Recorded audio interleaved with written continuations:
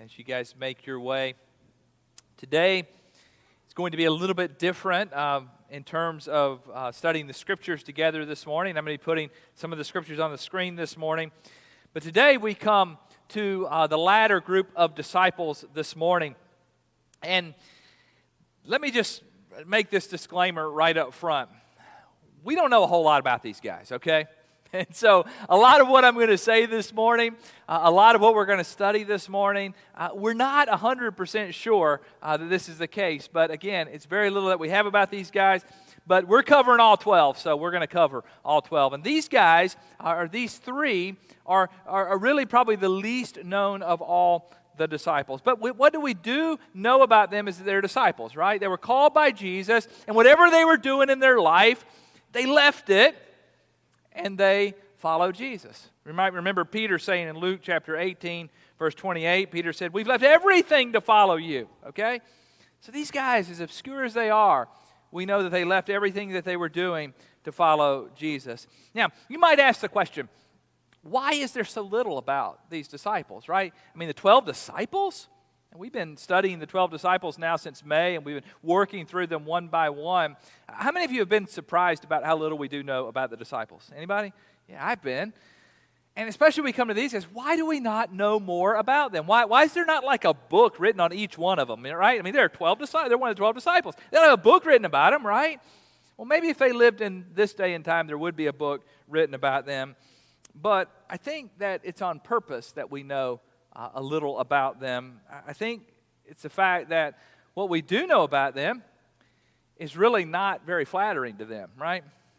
The more we read about them, we see that many times their disbelief and doubt is what's mentioned, their arrogance, their pride, their grasping for position. I mean, that's really how they're characterized in the Gospels, right? And I think there's a point to that. I think the point in that is that Jesus does something in them, something to make them different. He transforms them. And so the story of the gospel is not that we've got these great 12 men who did all these wonderful things. The story of the gospel is we got these 12 guys who were pretty insignificant that Jesus transformed. And for many of them, the story is not about them, right? It's about Jesus. It's not about what the disciples did. It's about what Jesus did through them. You might remember Jesus saying in John chapter 14, verse 12, "Very truly I tell you, whoever believes in me will do the works I've been doing, and they will do even greater things than these." What's these? These are the miracles that Jesus has been doing, right? The things that Jesus was doing is pretty incredible stuff, but Jesus said to them, "You're going to do even greater things than these once I leave, because I'm going to the Father," Jesus says. So, and the deal is this: we don't even know of the great things that they did do after Jesus ascended into heaven, because many of them kind of disappear from the Bible. Really, Peter, John, Paul comes along, joins the story. That's who we read about in the book of Acts. But for many of the disciples, we kind of lose track of them. And I think there's something to be said of that. Not that they're just insignificant, but that the focus is not on them. The focus is on what God is doing, not on what they're doing. So with this disclaimer this morning, we don't know a whole lot about these disciples, okay? We're going to dive into three of these. So the first one in the list, and I'll put the whole list up here so you can see all the disciples.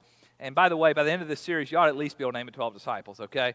Simon, known as Peter, Andrew, James, John, Philip, Bartholomew, Matthew, Thomas, and then we come to these three. James, son of Alphaeus, Simon, who was called the Zealot, Judas, son of James, and Judas Iscariot, who became a traitor. By the way, next week we're going to be talking about Judas Iscariot. There's a lot to say about him. In fact, we're going to have a hard time squeezing it down to one sermon, but we're going to do that next week. But these three kind of obscure disciples, kind of toward the end of the list: James, son of Alphaeus, Simon the Zealot, and Judas, son of James. That's who we're going to be talking about today. So the first one on the list is James, son of Alphaeus. Guess how many stories we have of him in the Bible?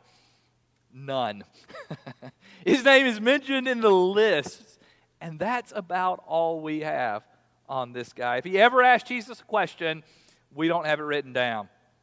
If he ever did something remarkable, we don't know about it. This guy is totally obscure. Now, we know we already have one James in Scripture, right? James the Apostle, the first James in the top four, if you will, son of Zebedee. And then there's another James. You might remember Jesus' brother was named James. And this James did not become a believer until after Jesus had risen from the dead. And when he becomes a believer, he becomes a strong leader in the early church. And so the book of James that we have in the New Testament is written by that James. And then we have James, son of Zebedee. And now we have James, son of Alphaeus. Are you confused yet, right? A lot of different Jameses going on here. But what do we know about this guy? Well, we know he's listed as one of the 12 disciples, James, son of Alphaeus. Many scholars believe that he's also the James that's mentioned in Mark chapter 15, verse 40. And these are describing the women. Mary Magdalene, Mary, the mother of James the younger, and Joseph, and Salome. Now, Salome is James and John's mother. And many scholars believe that the James and Joseph's mother that's mentioned here as one of the women is James, son of Alphaeus, the same one. And he's referred to as James the younger, and you'll also see him as mentioned as James the less. So Matthew 27, I'll put this verse on the screen. We've got the women at the cross here. Mary Magdalene, Mary the mother of James and Joseph, and the mother of Zebedee's sons. So same group of women, three women who are mentioned here. And when we look here at Mark 16, we see them going to anoint Jesus' body. Who's there? Mary Magdalene, Mary mother of James, and Salome brought spices so that they might go to anoint the body.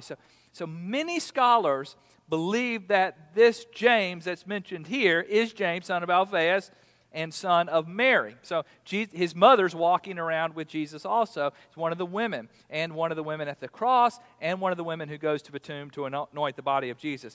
Now, the King James Version of Mark 15:40 describes these women. Mary Magdalene, Mary mother of James, and look at how it refers to James. Mother of James the less, okay? And Joseph and Salome. Now, the word less here is the Greek word mikros, okay? It means little. So James the little. What does that mean, right? Some people have said, well, maybe he was short, right? They just called him the short guy, right? You have a guy who has a nickname Shorty, right? Maybe, I've seen really big people with a nickname Shorty too, right? It kind of works both ways. But maybe it was a nickname, James the short one, right? Maybe it was a way of distinguishing him between the other James. So you got the James, son of Zebedee, and maybe he was a little bit older, and so then you had the younger James. That's how the NIV and the ESV translate it. The one theory is that he was less in terms of influence. That would be kind of insulting, wouldn't it? To say, there's the really good James, and then there's James the less, right? I don't know if that was the case or not, but he could have been younger. He could have been shorter. It could have been because of his influence, but it's the little James, okay? It's the big James and the little James. And so here's this guy that is totally obscure. He's mentioned in Scripture as James, maybe the less or the little James. But here he is, one of the 12 disciples. He's walking around with Jesus. And that's significant, I think. You know, the Bible does often speak of these unnamed heroes. Do you remember Hebrews chapter 11 when we kind of are listing all of these people who did great things for God? You get down to verse 35 and you read this. There were others who were tortured, refusing to be released so that they might gain an even better resurrection. Some faced jeers and flogging and even chains and imprisonment. They were put to death by stoning. They were sawed in two, killed by the sword. They went about in sheepskins and goatskins, destitute, persecuted, mistreated. The world was not worthy of them. Now, would you say these people did some pretty incredible things for God, right? No doubt. But they're not even named. They're not even mentioned. And I think that's important because many times there are people, those of us who walk around every day and do things for God that are never recognized for that, right? Never noticed for that. You see, you might say, well, James kind of got the short end of the deal. Really, they didn't write anything down about him. But you see, he was obscure, and he seems to be okay with that. Doesn't seem to be a problem for him. So you might ask the question, what happened to this guy? What happened to him after the resurrection of Jesus, after Jesus ascended into heaven? The disciples dispersed. Where did this guy go? Well, it's kind of interesting, I think, because even traditional stories of James, son of Alphaeus, or James the Less, sometimes there's debate over whether those two are even the same person in Scripture. Sometimes the stories about him get mixed up with the other James. I mean, this guy's even obscure in tradition. He's obscure all over the place. But some say that he traveled and preached and died a martyr's death, and many accounts have him going to Syria and Persia. Some say that he was stoned to death, others say he was beaten to death, and others still say he was crucified. Do you think it would have been hard to be James the Less?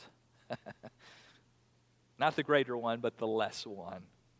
However, James, again, seems to be faithful. James seems to be the one who is okay with that, at least as far as we know. Before we move on to Simon the Zealot, which is the second guy here, let me just show you a few more possibilities here. In Mark chapter 2, verse 14, a few weeks ago, we talked about Matthew together, right? And my son Levi, not the Levi in Scripture, was riding with me home from church that day, and we were driving home, and he said, "Hey, Dad, is James, son of Alphaeus, Matthew's brother?" So where do you get that from? He said, well, it says that he's the son of Alphaeus, right? Here it says in Mark 2, Levi, this is Matthew, son of Alphaeus. And then we read that James is son of Alphaeus, right? Were they brothers? Well, you know what? We don't know. The Bible never tells us that they are brothers, but the Bible doesn't say that they're not brothers. It doesn't make that distinction. So maybe he's Matthew's brother. That's a possibility. Another possibility I think is interesting to bring up here, and this is debated a little bit about from scholars, but I think it's interesting. We have three Marys at the cross, right? Mary, Jesus' mother. Mary, who was described as the mother of James and Joseph, and then Mary Magdalene are all there, right? And then Salome also. And we have different lists of these people at the cross. But it's interesting that John, when he records the women at the cross, puts Jesus near the cross of Jesus, stood his mother. We know her name's Mary. His mother's sister, Mary, the wife of Clopas, and then Mary Magdalene. And some scholars have said, is this Mary the same Mary that is the mother of James the Less? Is she? And you might go, well, it says here she's the wife of Clopas, and it says that James is the son of who? Are you following me? Alphaeus. And so was Alphaeus and Clopas the same guy? Well, we know from what we've been studying about disciples, people have more than one name often, don't they? So maybe it was the same guy. We know it's another possibility that Mary or Alphaeus could have passed away and Mary could have married Clopas.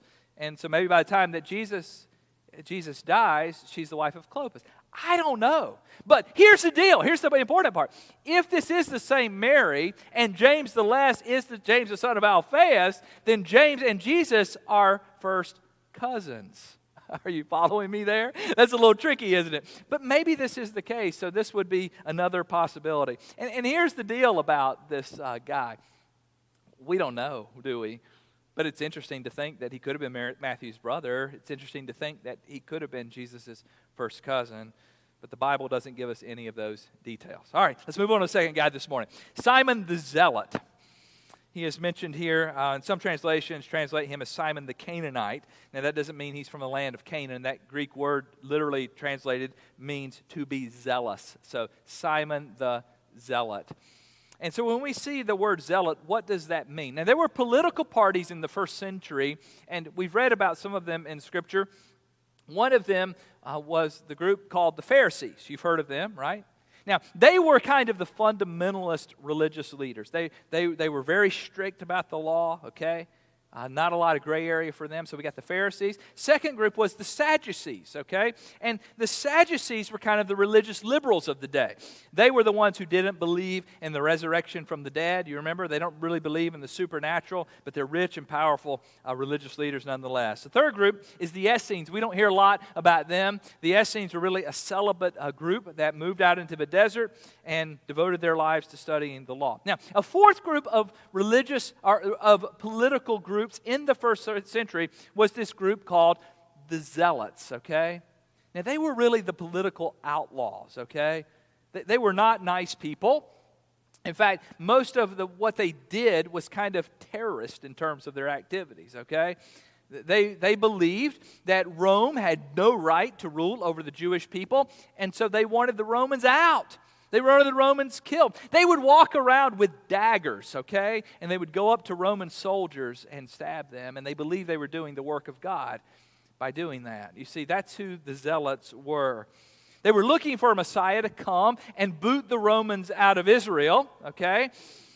And they believed that the Messiah would do just that, would be a political sort of Messiah. Some have said that this is possibly why Simon the Zealot would have followed Jesus. Maybe he thought Jesus was the one who was going to boot the Romans out. Do you notice, and some have mentioned this, that if you take the list of disciples and you're following them along there and you get to the last one is Judas Iscariot, right? We know that he wanted Jesus to knock the Romans out. And who was beside him? Simon the Zealot. In many of the lists, he's listed right beside Judas Iscariot. Perhaps when they sent the disciples out 2 by 2, it was Simon the Zealot and Judas who went out together, right? Maybe they were friends. We don't know this, but maybe they were friends. They certainly had kind of the same political looking on in terms of the events of the first century. So here's this guy, a zealot. And Jesus calls him to be a disciple. Why did he come? Why did he follow Jesus? Maybe he had a different agenda. But by the end, we know that Simon is a faithful follower of Jesus. You know, when Jesus died on the cross, maybe Simon was disillusioned. Maybe Simon thought, you know what? He's not going to overthrow the Romans. I joined him because I thought he was going to overthrow the Romans, and now he's dead on a cross. Simon could have walked away. He could have said, you know what? This wasn't the right guy. But Simon stuck it out. There was something that happened in Simon that transformed him from a zealot into a faithful follower of Jesus. Tradition tells us that by the time it's done, Simon is a preacher, a faithful preacher. Some say he traveled as far as the British Isles with a message of Jesus. There he was martyred like the other disciples, laying down his life for Jesus. Now think about this for a moment. Matthew, who was a tax collector, right? Working for the Romans, and Simon, who was a zealot, who was anti-Roman. And they're both disciples. Boy, Jesus calls all kinds, doesn't he? Simon the Zealot, a faithful follower of Jesus all the way to the end. Last guy here, let's talk about him, and then we'll come back and kind of wrap this up together. The final disciple is this guy named Judas. Not Judas Iscariot, that's how he's referred to in Scripture, but Judas, son of James. Now, Judas is not a common name today, right? I don't think there's any kids in the nursery named Judas this morning, right? We just don't name our kids that, right? Because Judas kind of ruined that name. But in the first century, Judas was a common name, and in fact, we have 2 disciples who carry that name. This Judas also has 2 other names. So you'll see him as Judas. And this is where it gets really confusing here. Because if somebody sits you down and says, name the 12 disciples, you know, on this name, you can name 3 different names and get it right, okay? In fact, some scholars have said this guy is the guy with 3 names. Look at the list here in Matthew chapter 10, verse 3. Philip, Bartholomew, Thomas, Matthew the tax collector, James son of Alphaeus, and who? Thaddeus. You know, who's Thaddeus? Thaddeus is Judas, okay? And then if you look at the King James Version, you'll see that he's mentioned as Lebbaeus, whose surname was Thaddeus. Wow, you guys are going, holy cow. You realize this, right? 3 names. This guy is Lebbaeus, Thaddeus, Judas. So how do you get these names? Most likely, Judas was his given name. It would have been the name that maybe he had at birth. And then most likely Lebbaeus and Thaddaeus were nicknames. And again, you can learn something about somebody from nicknames, right? If they have a nickname, you might say, well, how did they get that nickname? And so let's just look at those two names together, okay? The word Thaddaeus means breast child. You go, wow, that's a weird nickname, right? Why did they name him that? That's kind of the equivalent of calling somebody a mama's boy today, right? I'm just saying. And the name Lebbaeus means heart child. Heart child. That would be a name that you would give somebody who has kind of a tender heart. Somebody who's kind of, a softie, if you will, okay? So here's this guy. And again, maybe I'm reading into this a little bit here, but I think that Lebbaeus Thaddaeus, Judas, was probably a pretty soft guy, a compassionate guy. A guy who, was a tender-hearted sort of person. So just imagine with me for a moment, Simon the Zealot hanging out with Matthew, okay? And now you have Thaddaeus, who is tenderhearted, hanging out with some of these strong characters like Thomas or like James and John. So here we go. What do we know about this guy? Well, we do have a few words from him in Scripture. In the New Testament, John chapter 14, I'll put this on the screen here. Just so you can see a few words that we have. Jesus here is leaving, and he is talking about the Holy Spirit coming. We read in John chapter 14. Sir, can I help you with something?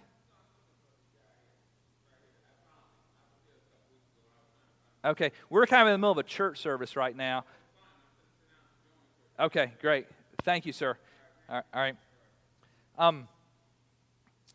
Anyways, let's get back to this here. John chapter 14, verse 21. Jesus says this, whoever has my commands and keeps them is the one who loves me. The one who loves me will be loved by my Father, and I too will love them and show myself to them. Now, here's this word from Judas. Look what it says. Then Judas, not Judas Iscariot, said, but Lord, why do you intend to show yourself to us and not to the world? That's all we have from this guy. But what a great question, right? It's a question of humility, a question of gentleness. He can't imagine Jesus showing his glory to the whole world, or to the disciples, and not to the rest of the world, right? It's like, you going to show us all this, Jesus, and not reveal yourself to the world? That's what he says. And look at what Jesus replies. Jesus says in verse 23, anyone who loves me will obey my teaching.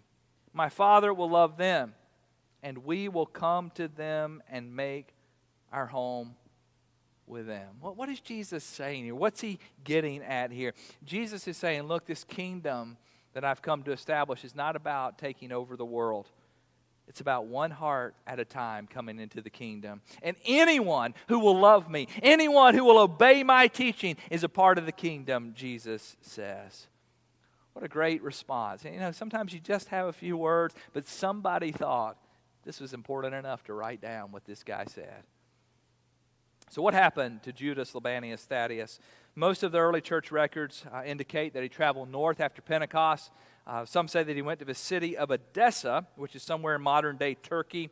And there are multiple accounts of him healing the king of that city. In fact, in the 4th century, this historian named Eusebius describes the records in Edessa, which are now destroyed, as containing the account of Judas Lebbaeus Thaddaeus being there and healing the king there.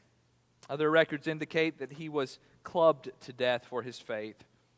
As with the other disciples, he was faithful all the way to the end. He gave his life for Jesus, understanding that Jesus gave his life for them.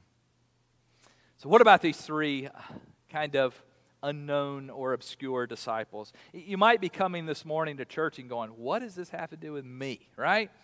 How in the world do I apply this teaching to my life?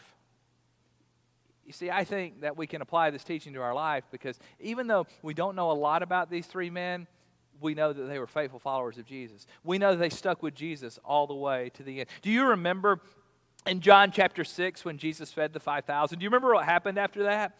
I mean, imagine for a moment there, this whole deal with Jesus feeding the 5,000. Jesus shows up and gives a free buffet to over 5,000 men, and not including the women and children, right? I mean, everybody's thinking, this dude has food, right? I want more of what he has. We can just show up here, and he'll feed us, and he'll meet our needs, and he'll heal us, and he'll do whatever we want, right? That's how they understood Jesus. And Jesus spoke to this. Jesus had something to say about this. Look at verse 41.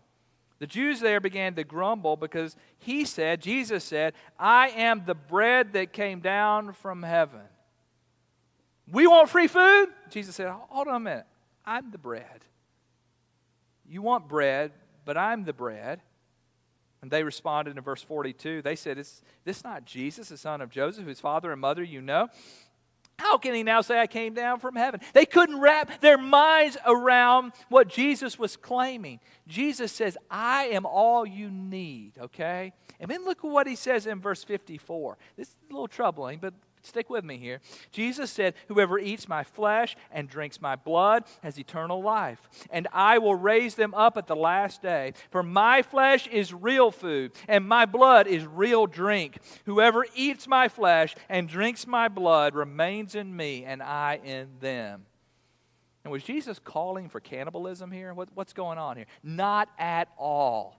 Jesus is speaking to the people who want free food, and Jesus is saying to them, I'm the only food you need. I'm the only nourishment you need. In order to survive, you need my flesh and my blood. He's pointing toward the cross, you see. He's pointing toward the fact that he's about to lay his life down for them. And if you want free food, Jesus says, I'm not your man. But if you want real food, real drink, come to me. That's what Jesus is saying there. But the people could not wrap their minds around it. And look at what it says in verse 60. On hearing this, many of his disciples says, this is a hard teaching. Who can accept it? I mean, think about this for a moment. These are people who walked around with Jesus, who saw him perform miracles, okay, who heard his teaching, the Son of God in their midst, and they walked away. So we can't take that. You see, they were in it for what they could get out of it. They weren't in it for the right reasons, and so they walked away. In verse 67 here, Jesus looks at the 12 and says, you do not want to leave too, do you? And then one of them speaks up. Guess who speaks up? Mr. Loudmouth, right? Peter. But what he says here is profound. He says, Lord, to whom shall we go? You have the words of eternal life. The crowds begin to fade, but the true disciples stick with Jesus. And these guys were among the group that said, we're in. We're not leaving.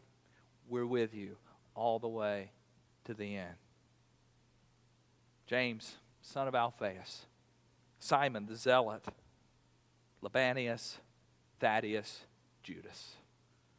They stuck with Jesus through thick and thin. And while Jesus, I believe, in many ways did not fit what they understood a Messiah to be, did not fall into line with their own agendas, they were willing to set their agenda aside and say, we'll follow you wherever you lead us. We'll lay down our life for you. And truly he did. They did lay their lives down. They were willing to put their own agenda to the side for Jesus. And I think that's application for us today. I love these stories. And again, not a ton of information here. You know, I'm having to draw a lot from what scholars are saying and what tradition is saying. But I like to imagine what it must have been like to be there and to be one of these men. And their lives challenge my life. Their lives are living testimonies for what God can do and how God can transform. Maybe this morning God would be speaking to you as we raise these three characters up this morning and we talk about them. What might God be saying to you today? Let me ask you this morning, is God saying something to you in a way that you need to respond? Maybe this morning you would want to come and pray at the altar as we sing, as the band comes. Maybe this morning you'd want to come and have prayer with me, or you'd want to come and say, you know what, I want to follow Jesus. I've never followed him, and I want to follow him for the first time today. Maybe you'd like to come and say, I'd like to be baptized. I'm a follower of Jesus, but I've never made that public. I want to come now and be baptized. Maybe this morning you want to come and join this church family. I'm not sure what God would be saying to you. But let's stand and sing together as we sing.